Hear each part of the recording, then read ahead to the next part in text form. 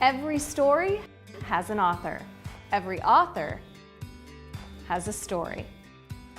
Join us for off-the-page interviews, inside stories, and a look into the world of publishing. This is Page Turners.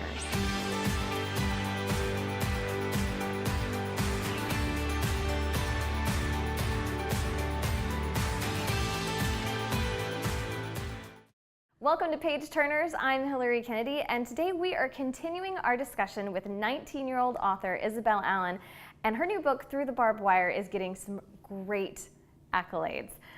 Welcome back to the show, Isabella. Thank you. It's good to be here. All right, so you told us some really fun stories about your book, Through the Barbed Wire, last time, and I know our audience would kind of like to hear more about your creative writing process. So what was your process for creative writing? You know, I'll just get a little picture in my head, like a little scene, and I'll kind of write it down, and I'll go from there, further developing the plot. And it all depends on how serious I am about the story, you know, how deeply I'll go into it. Through the Barbed Wire, I had already had the thought in my head for years and years, so it was pretty easy to jump into that. And for a few days, I played with different plot lines and developed the characters, and I was able to start it about a week later. Wow, so are you one of those people that gets ideas like in the middle of the night when you're sleeping, or when you're in the shower, or when you're driving in the car, and you think, I've got to write this down? Yes, and I'll often get ideas from dreams. I have very bizarre dreams all the time. That's so interesting. It's always cool to find out kind of where these ideas come from. So how long did it take you to write the book? It took me about a year and a half. The second one is taking me less than a year now. Wow, that's fast. That's really great. So how did you develop your characters? Because I know some of your characters have bits and pieces, we talked about this last time, based on people in your real life. Yes, I'll start with the basics, you know, whether they're a boy or a girl, you know, their appearances, their age, and then I'll research names. I love to find unique names, and I'll name them, and then from there I'll further go into their character and, you know, what they aspire to be, you know, their goals, what they fear, you know, and I'll go deep into the character, and as I go through it, sometimes I'll add attributes of people I know, and, you know, put pieces of them into the characters. Nice. So the publishing process is kind of a mystery for a lot of us that don't know much about it. So what was it like publishing with Brown Books? It's been an amazing experience. My dad sent the manuscript to Brown, and 3 days later we got a phone call saying that they wanted to set up a meeting. So we came, and we weren't sure if, you know, they were just telling us like, keep at it, maybe someday you'll get this, or if they were actually going to accept the manuscript. We weren't sure. So we went, and you know, they explained to us the process of publishing and how it takes a whole lot to get a book out there. And 30 minutes into the interview, she finally pulled out a review, and she read it, and there was only one con, which was a few grammatical errors, and then they pulled out a contract and said, we want to publish you. So that was insane. That's exciting. Yeah, and the whole process has been crazy, and just going through editing and working with an illustrator. And, you know, over the summer, I spent the entire summer working with an editor to make sure, you know, we could get the book as good as we could possibly get it. And what was that like? Because an editor really goes through in depth looking at your work. Yes, it was. I was not expecting her to find just as much as she did. I mean, she looked so deeply into all the characters, and she was able to figure things out that I never thought people would guess. And she went so deeply into everything, and was able to pull everything apart and say, okay, let's put this back together a bit differently. And yeah, I worked with her all summer, and we added 30 pages to the book. Oh, that's incredible. And then how was it working with an illustrator? That's got to be kind of neat to work with someone who's bringing what you've had in your head to, you know, the cover of the book. That was really exciting, because I've never had someone write an idea that I came up with.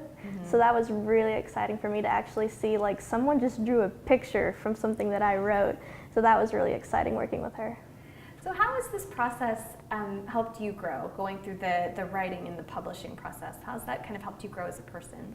Well, I've grown in so many ways. I've especially grown in the writing. Like, I would pay attention to how it was edited and say, okay, I messed up there, I could have done better here. And I mean, you know, when comparing my old writing to my writing now, I mean, there's a huge difference. And I've matured a lot. I've learned a lot more about writing and the process. That's really neat to see the growth from when you started until now, going through the publishing process. So Through the Barbed Wire, it's a series written for grades 3 through 5. So what is the name of the series, and then how many books will there be? Because I know there's going to be more. The name of the series, it's a Wild at Heart mystery series. And so far I have 3 books fully planned out, but I would love for there to at least be 5 books. It gives us more to look forward to. All right, so then can you give us just a little hint about some of the adventures in your next novel? I hate giving away spoilers, but there's a couple of things I am willing to share. We're going to look more into Cash's character. We're going to learn more about him and his family, why he moved. And we're also going to see more of Isla's mother, and we're going to be introduced to her grandma Ansley. Oh, good. All right. We'll get a little more in-depth insight into the characters. Yes. So I know there are a lot of aspiring writers out there, and some of them, I'm sure, around your age. What advice would you give to people who are aspiring to write a book? To keep practicing, keep at it, and that people are going to doubt you.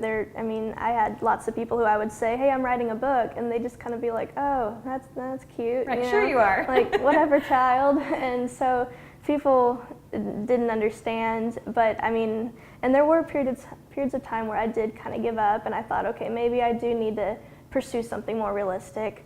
But in the end, I kept at it, and I want to encourage kids to keep at it, keep practicing, keep writing, don't stop. And you can do it. You can write a book.